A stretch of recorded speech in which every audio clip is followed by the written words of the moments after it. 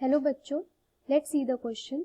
So the question is, glenoid cavity is associated with, our options are given, first pelvic girdle, second coracoid, third clavicle and fourth scapula. So let's see what will be the key concept used here in this question. So our key concept में हम देखेंगे हमारे shoulder पे एक bone present होती है जिसको हम कहते हैं स्कैपुला। तो स्कैपुला जो बोन होती है वो हमारे शोल्डर के बैक पे प्रेजेंट होती है, जो एक ट्रायंगुलर बोन होती है। ट्रायंगुलर, इसका शेप होता है ट्रायंगुलर शेप की बोन। इसमें एक कैविटी प्रेजेंट होती है, स्कैपुला में एक कैविटी प्रेजेंट होती है, कैविटी, और उस कैविटी को हम क्या कह देते हैं, ग्लिनॉइड कैविटी। उस कैविटी का नाम है ग्लिनॉइड कैविटी। सो ग्लिनॉइड कैविटी कौन सी कैविटी होती है? इस कैविटी से इसमें जो हेड ऑफ ह्यूमरस है, head of humerus articulates with the glenoid cavity. So यहाँ पर हम लिख लेते हैं इसको, head of humerus articulates with this cavity.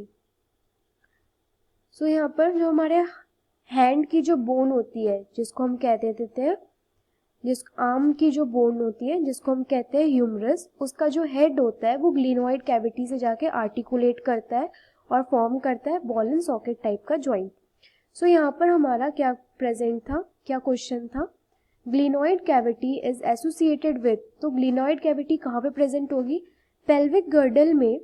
Pelvic girdle में जो ग्लिनॉइड कैविटी जैसी कैविटी होती है जिससे हेड ऑफ फीमर अटैच होता है, आर्टिकुलेट करता है पेल्विक गर्डल में, पेल्विक गर्डल। तो इनमें जो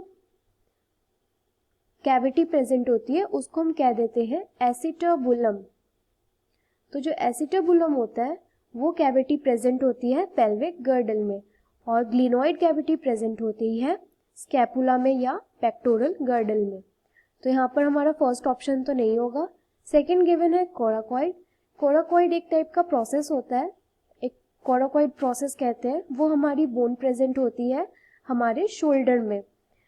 now coming to the clavicle. Clavicle हम सब जानते हैं, क्लेविकल को हम कह देते हैं क्लेविकल, इसको हम कहते हैं कॉलर बोन और beauty bone, collar bone. Now coming to the option number 4 that is scapula. तो हमने स्कैपुला पहले देख लिया।